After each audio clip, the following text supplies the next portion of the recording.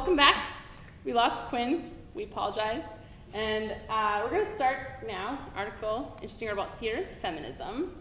Okay, great. So this article was called Wobbling on the Political Lines, Creating Feminist Theatre with Girls. And it's by Dana Edel from HowlRound.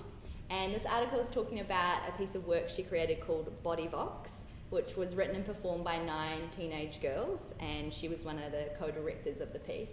And she's really talking in this article about the intergenerational differences between young women and older women. And they were creating a piece of theatre about sex and sexualization of young girls. And so the girls in the performance really had diverse opinions about that. One way of feeling sexy for them was for another girl feeling sexualized. So one girl liked to be called that in the street and told that she was hot, and that was harassment to another girl.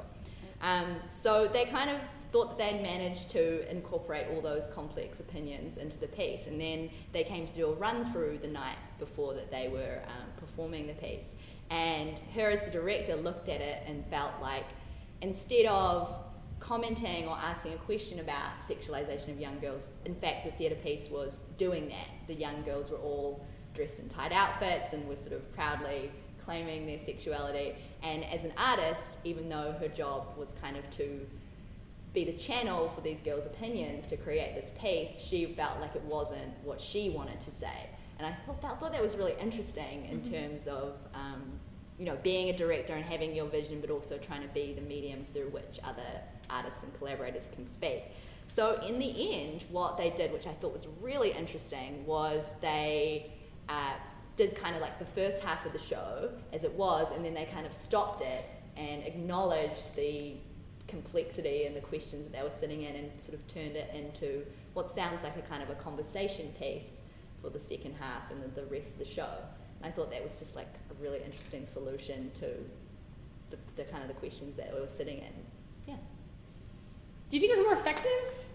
Well, I don't know. I can't really tell without seeing it, but I mean, I'm really interested in, personally, just my taste. I love theatre that acknowledges the process behind it, but I know that it's not for everyone.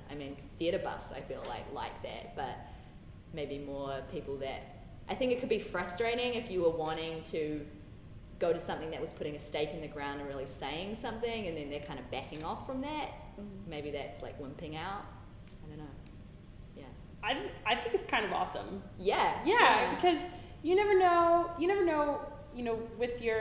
with the statement you're making, who you're going to offend or who you're going to compel.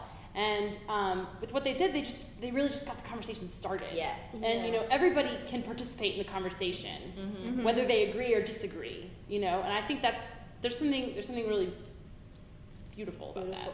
I think so too, because especially sexualization of women and young women is such like a divisive and complex topic, and it's just so hot that if you really go one way, then you're just going to turn off and alienate a whole bunch of people. So I think kind of, as you say, making a conversation start is particularly a good approach. Yeah. I think she really hit the nail on the head when she had the girls fill out those juxtapositions of ideas. Yeah. I feel sexy when, and I feel sexualized when. Yeah. And among the girls, even in the same age group, they had conflicting ideas, much less girls of, across different age groups.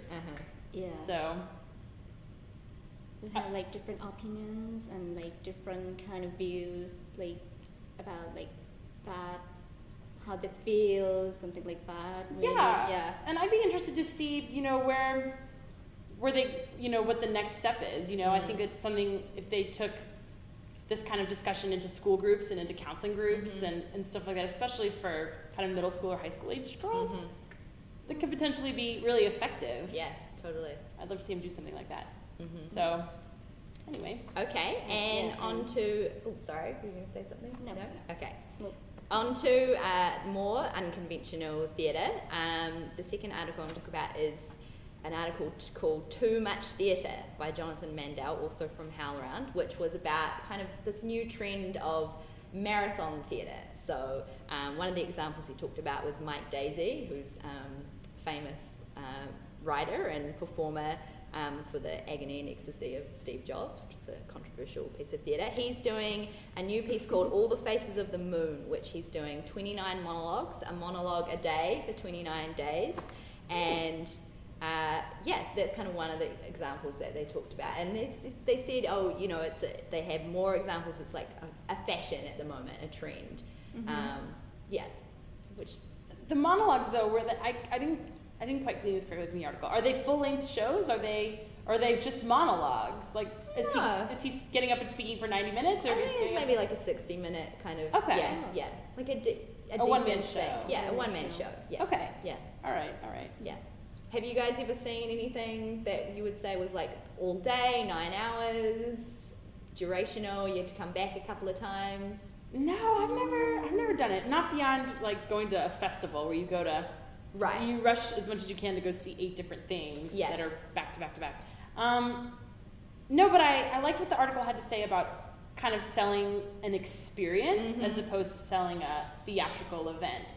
And there were conflicting opinions within the article about whether or not that's good for ticket sales or not. Yeah. And I'd have to say I'm probably divided on that as well. I mean, the article was talking about how, you know, it's in a way it's a fashion and a trend because we're trying to make theatre an event again. Like, as we talked about in the first half of the podcast, going to the movies used to be an event, you know, when you got dressed up and you had the red curtain. It's like, let's make theatre an event, come for like 9 hours or, you know, do this thing. Yeah. And I think it also relates to the kind of more interactive and participatory culture that we're in today. Like Mike Daisy's talking about, you know, I want people to come, you know, 3 or 4 times, and they can choose their level of engagement. They can come once, or they can come 29 times, and, you know, then they can go online and talk about it.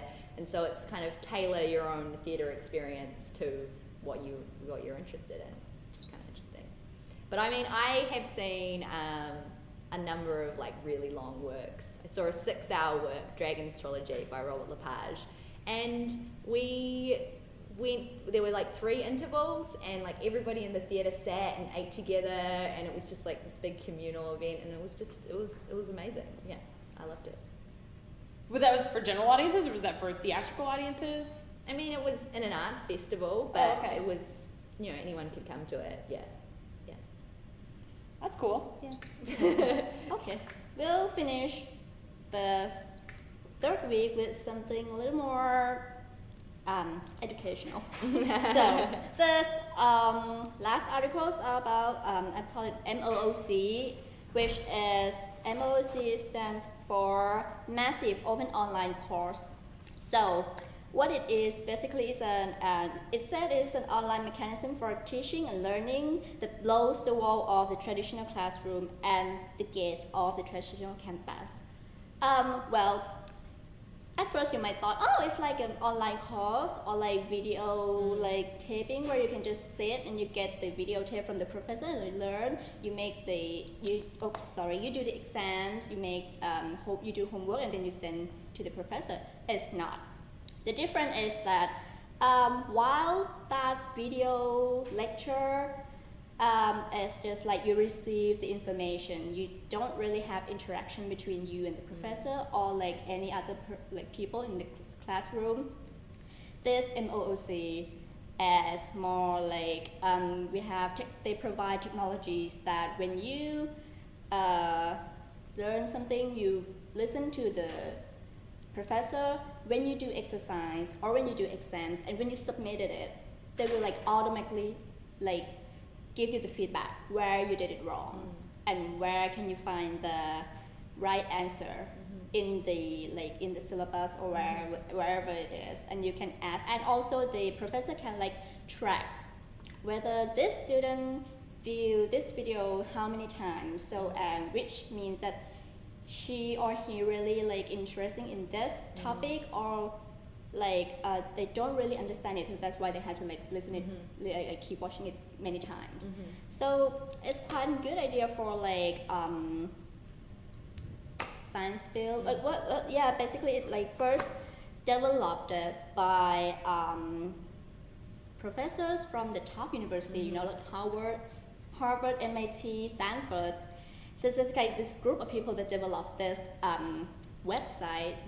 So if this works, from now on you can have you can learn with a professor in the top university without paying 1 cent. You don't have to pay any money, it's for free. So the question is, it works. This is the pros. The con is that, does it really work? Yeah. So it's like opening up education, but maybe it's also kind of a cheaper way to get out of spending time with students. And also coming to the art field.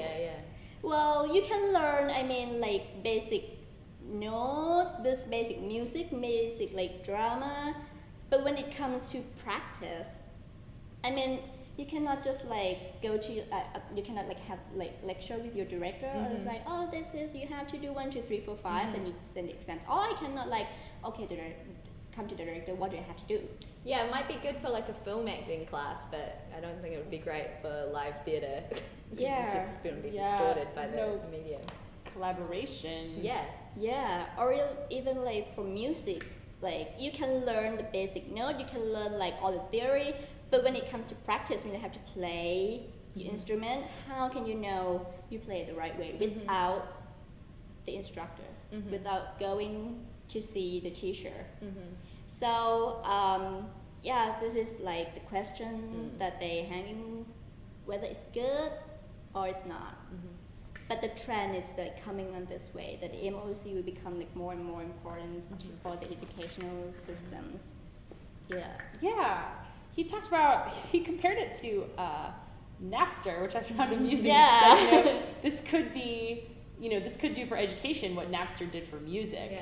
And I think there's that fear, but I think that it could just as easily dwindle as quickly as it's kind of popped up. Because again, just like the internships, you're kind of separating, even though it's free, you're separating the access from those who have from those who don't. You have to know about it. You have to have, a laptop with wireless or a computer with a camera, or you have to have the capacity to access the information. So, and I guess, with this kind of choice, people tend to like want to get into a good school when you have choice, right? When I have this MOC and I have professor from Harvard teaching me, I'd rather go to this and sign up for this course rather than choosing like community college. Right? Yeah. It did talk about how community colleges, this could make community colleges a thing from the past. No. All right. I think that's it. We're going to wrap it up for week 3. Thanks so much for joining us, and we'll see you next time.